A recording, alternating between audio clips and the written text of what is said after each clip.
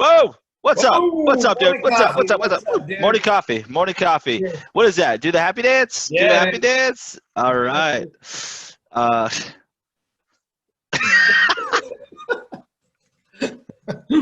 oh Lord, that's hilarious. All right, let's get into it after Jeremy does a little happy dance. Oh, So, what we hop on this morning coffee every morning to deliver content, deliver news, to be kind of be a news outlet in some regard, right?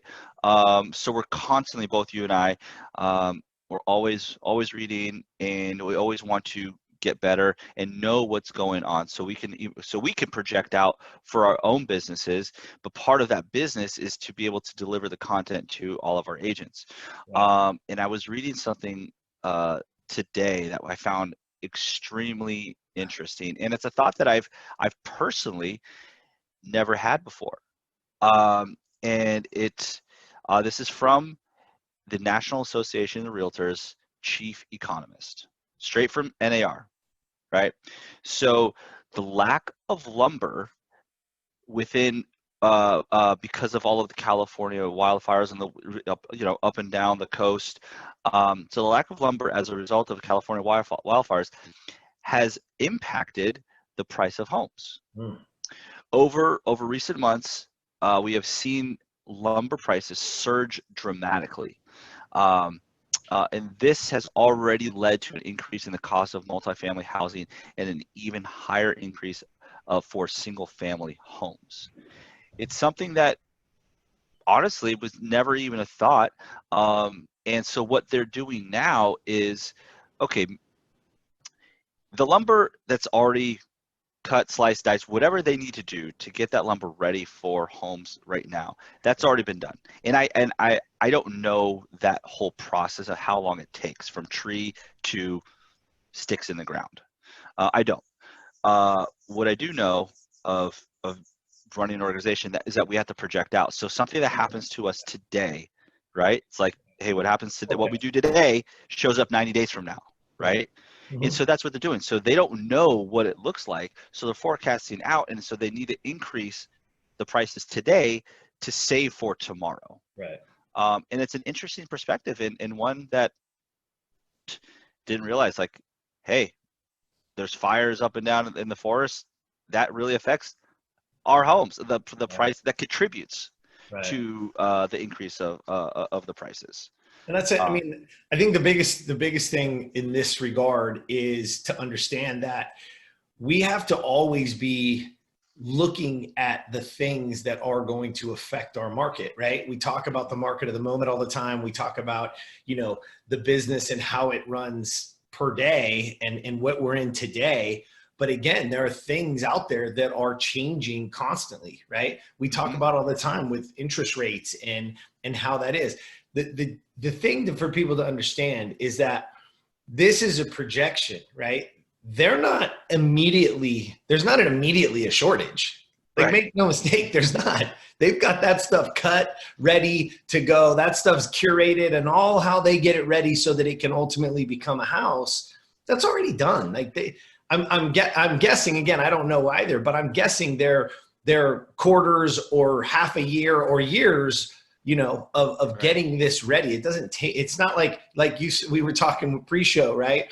It's not like they cut a tree, they cut it down, and it's the house tomorrow. Like, Yeah. that's Yeah. not how it works. But what they're doing is projecting out. What they're saying is, we don't know when we're going to be back in there to Exactly. be even able to extract any lumber, right? Right. Right. Which, okay, so that's going to affect the cost. So that's going to affect the builder's cost. So the builder is going to then have to pass that cost on to the consumer, right? Because they got to keep their profit margins where they need to be, because they have, shareholders and things that they've got to. Mhm. I mean, there's a whole trickle down effect to this that people need to understand. And again, how that affects us and how that affects the consumer is in pricing. Yep. And so if you're driving prices up for the person building it, then they're going to have to drive their prices up to the consumer, which means, so there's all these different variables, Yep. there's all these different factors to be aware of. Now, you should be, the thing I want people to understand is you should be doing the same thing for yourself. Right. Is what are you projecting for next year? We're a few days away from October, right? October is the month where we start to look at business planning for the next year, right? We look at what our previous year was. We look at where all of our business came from, right? You should be sourcing your business on every single deal.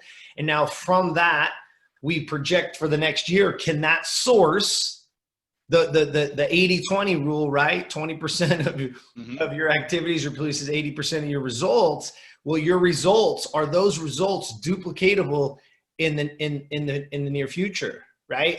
In this next year. Yeah. You need to be projecting out. And if you have a very odd source to your business that you got a ton of business from, you better know that going in, so that you can start to adjust today, so that as this cycle turns, you're ahead of it and you're working towards sourcing business that's going to be sustainable in any market, right? Yeah. Because there's always going to be people buying and selling. In the worst of times there are, and the best of times there are. And again, pre-show, we were talking about this. I said, listen, even the people, even the richest of the rich that you see today, even if they didn't make their money in real estate, they are buying real estate. They are investing in real estate because there's no better asset. There's no better asset class on earth than real estate, right? Because even as the ups and downs, especially on the coast, you're still own the asset. You still have the asset. Yep. It's not as if that company goes out of, your Sears stock is worth nothing today. Your Blockbuster stock is worth nothing today, right? You need to understand that this game, what we do is amazing in that regard, is that it's the best asset class there is.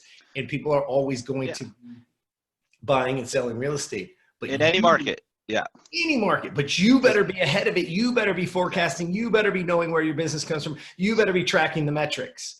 So that's so important is like, okay, so California wildfires, yes. Okay, so how does that relate to my business, and is it really going to affect my personal business? Yeah, well, one, you have to go out there and get your unfair share of the business. And that's going to increase the prices. So being able to navigate a conversation and have people look at you as the expert, trust me, and you could gain somebody's respect and trust within, honestly, very few moments with the message. And it also goes the other way, just like that. Right. Like that, you could lose the trust. So people, what is it? People, it takes, I forget the exact number, but they know whether they want to do business with you or whether they like you, really or they're formulating an opinion. Sorry, man, all these thoughts. It's like, I forget what the exact one. They're formulating an opinion, like right away. And so, hey, it's first impressions. You want to impress. Have content. That's the most important thing, is have the content in order to deliver. Right. And I take that responsibility for all of you, and Jeremy as well, to be able to deliver content that you can go out there and use and have a conversation with clients. And so remember, as the Santa Clarita Valley, we're less than 1 month of inventory. I think it was 0.8. 0.8. And on a national scale, yes, we all know real estate is a hot market. On a national scale, there's only 3 months of inventory. Healthy markets, about 5 to 6. And so again, with all of this combination, don't think that these California wildfires, they only produce lumber for California. It goes across the nation. So be able to take this information, internalize it, and understand and formulate your own thoughts around it. To be able to go out there and use this information, because we will always, always, always continue to push you guys to go out there and get more business. That's it. We want to arm you. We want you to be smarter than everybody else out there.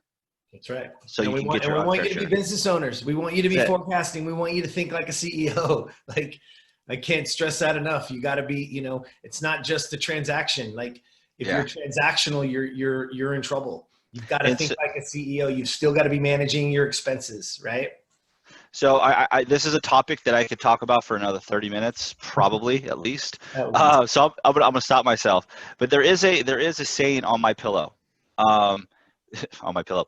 So I have a couch, and in my office, Let me clarify this. I have a couch in my office that I'm staring at right now, and there's a pillow on it, and there is a saying on there. And the saying is, if you want something you've never had, then you've got to do something you've never done. Okay? Yes, sir. Go out there, research the market. If you just go out there all willy-nilly and here's a home, there's a home, there's less inventory, there's less product out there. Separate yourself. Arm yourself with the knowledge. That's right. That's what I got.